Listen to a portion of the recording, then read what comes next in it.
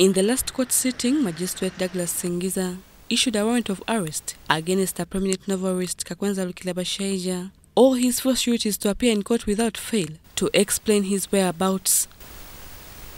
Although court resumed today for further hearing, Kakwenza's sureties, including Lawyer Julius Garisonga, the National Unity Platform Secretary General Davis Louis Lubongoya, and Anna Shaba were absent in court. Magistrate Douglas Singiza issued a warrant of arrest against the four sureties. The sureties have breached their obligations. The prayer for discharge from this obligation by the sureties is a non-starter because a person cannot be discharged from an obligation which he or she has already broken. Number 3, if the sureties appear in court with the money they executed, then they will have discharged their obligation and their warrant of arrest shall be cancelled. Although these orders were at first objected to by Kakwenza's legal team, they asked court to allow the sureties pay a fine of 10 million shillings each, leaving court with a burden to trace the accused. The bail which had been granted to Kakwenza had been automatically cancelled. And when it's cancelled, it means the sureties are detached from the accused person, and therefore the accused person now becomes still a property of the state, no longer their property. However, court has not bought our arguments.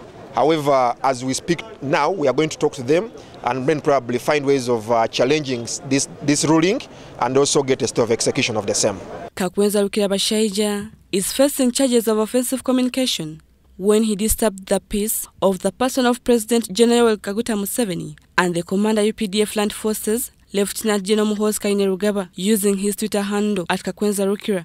The matter will resume on the 9th of May 2022. According to reliable sources, Kakwenza ran into exile in Germany. In another development, Judge Boniface Wamala has recused himself from handling Hassan Malemabidizi's case. And I state that although the applicant has raised no concrete ground for my recusal, I find that it is better and in the interest of justice to recuse myself from this matter. Accordingly, I recuse myself and forward this case file to the registrar for further management. Hassan Malemabidizi, who is pending with costs of 3 cases against him, which were dismissed by Judge Boniface Wamala, told court that he sees no justice and fair hearing before him.